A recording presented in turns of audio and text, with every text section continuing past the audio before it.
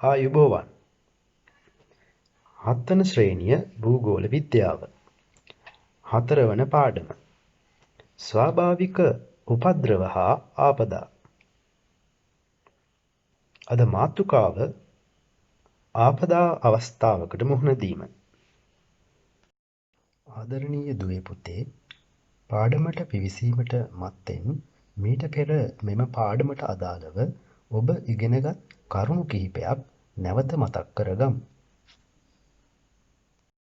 උපද්‍රවය ස්වාභාවික හෝ මානුෂික ක්‍රියාකාරකමක් හේතුවෙන් ප්‍රජාවට හෝ දේපළවලට හානි සිදුවිය හැකි ස්වාභාවික සංසිද්ධි උපද්‍රවය කියලා හඳුන්වනවා.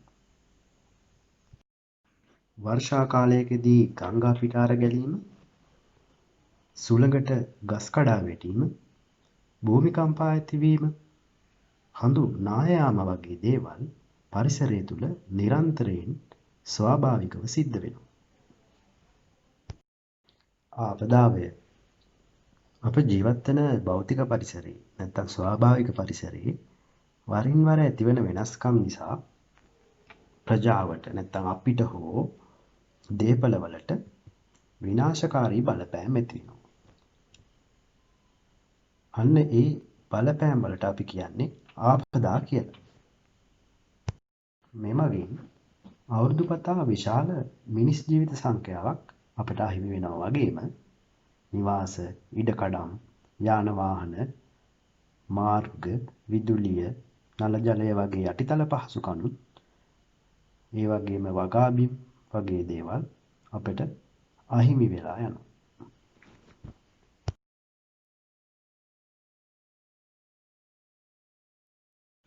උපද්‍රවයක් හා ආපදාවයක් අතර තියෙන වෙනස ඔබට දැන් පැහැදිලි ඇති. මෙම රූප සටහන් දිහා බලන්න. එය තවත් ඔබට අවබෝධ වේවි.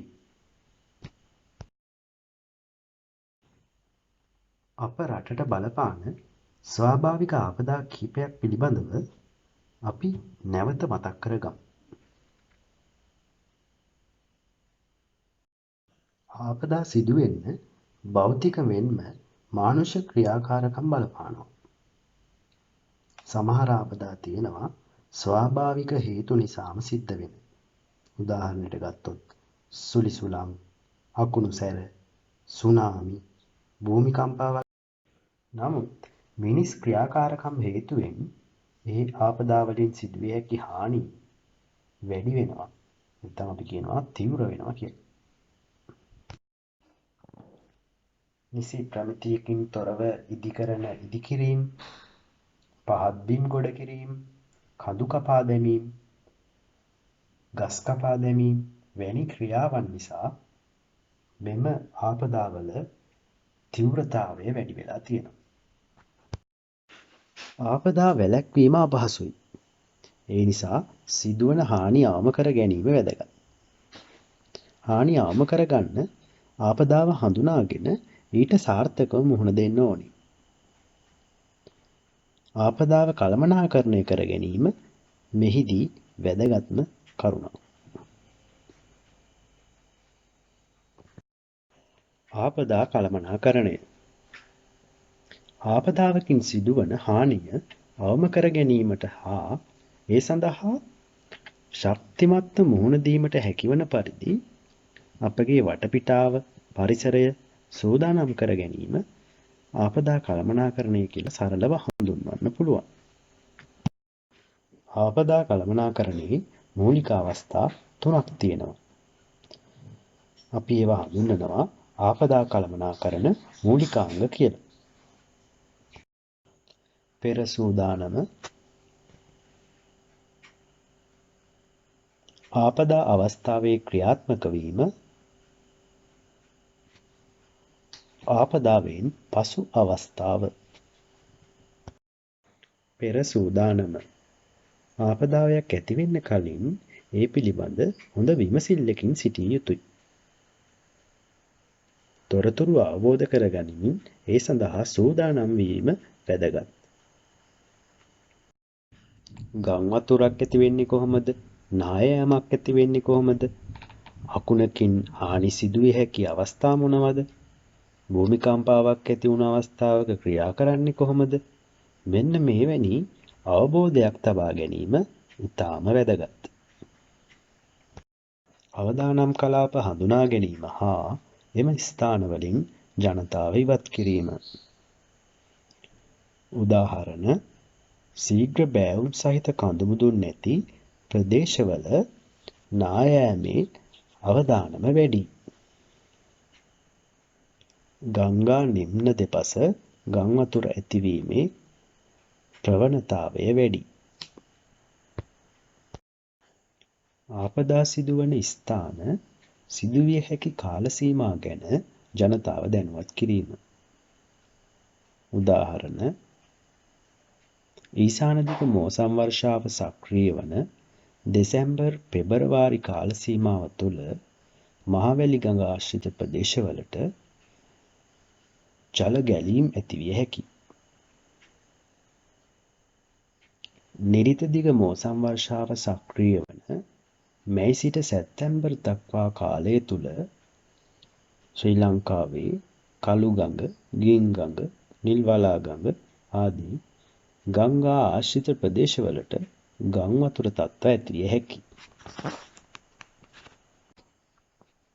වන වැස්ම සහ ජල පෝෂක ප්‍රදේශ ආරක්ෂා කර ගැනීම ඇතිවිය හැකි නියම් තත්ත්ව වළකා ගැනීමට උපකාරී වෙනවා. තමාට අවශ්‍ය ද්‍රව්‍ය සූදානම් කර ගැනීම.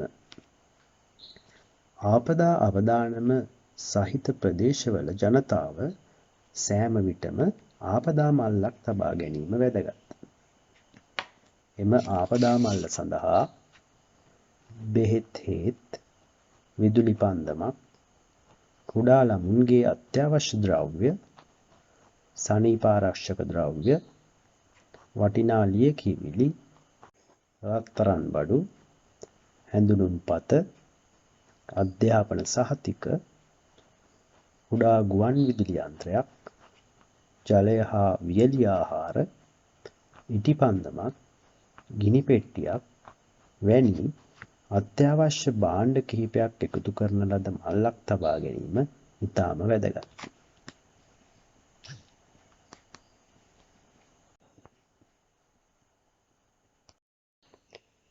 ආපදා අවස්ථාව.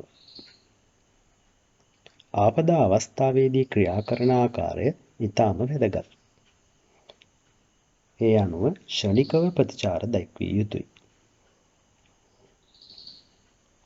උදාහරණ ගං වතුර තත්ත්වයක් ඇති වුණාම නිතර ගුවන් විදුලියට සවන් දීම, නිවසේ විදුලිය විසන්ධි කිරීම, අවතැන් වෙච්ච අය ගං වතුරට ළඟා විය නොහැකි ඉහළ ස්ථානයකට ගෙන යාම, නිවසේ සතුන් නැති කරනවා නම් ඔවුන් මුදා හැරීම වැනි ක්ෂණික ප්‍රතිචාර දැක්වීම සිදු කළ යුතුයි.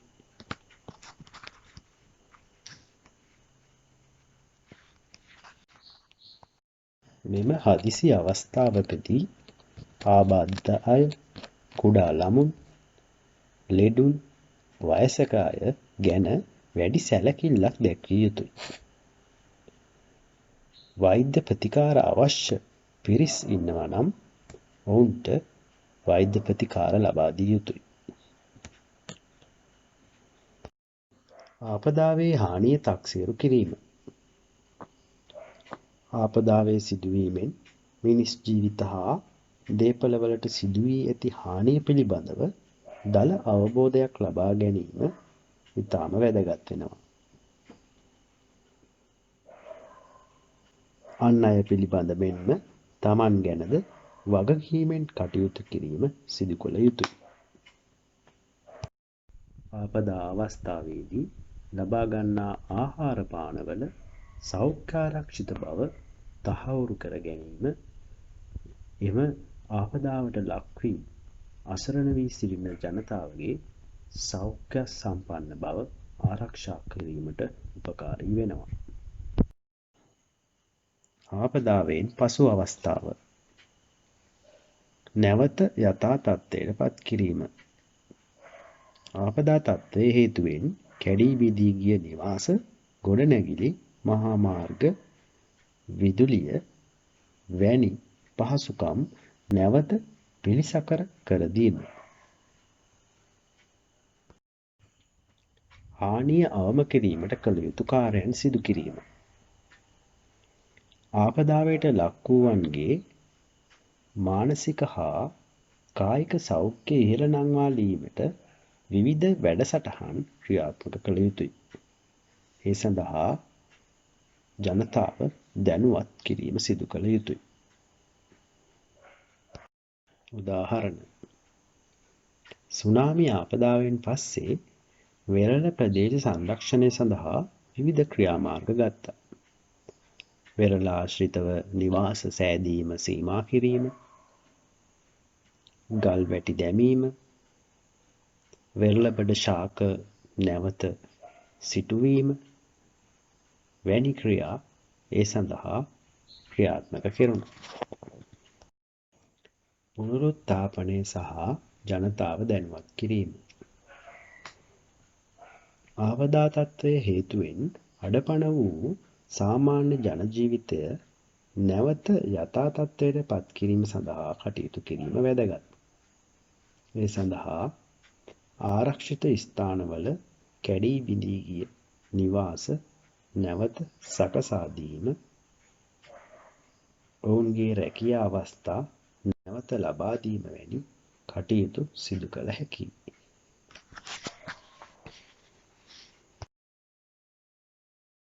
දුවේ පුතේ, මෙම පාඩමෙන් විවිධ ආපදා අවස්ථාවන්හි පූර්ව සූදානම, එම ආපදා අවස්ථාවේදී ක්‍රියාත්මක විය යුතු ආකාරය, විවිධ ආපදා අවස්ථාවන් වලින් පසුව ක්‍රියා කළ යුතු ආකාරය පිළිබඳ යම් අවබෝධයක් ඔබට ලැබෙන්නට ඇති. මෙම පාඩමට අදාළව ඔබේ පෙළ පොතෙහි 62 වන පිටුවෙහි ඇති පැවරුමෙහි යෙදෙන්න. නැවතත් මෙවැනි පාඩමකින් හමු වෙමු. ඔබට සුබ දවසක්.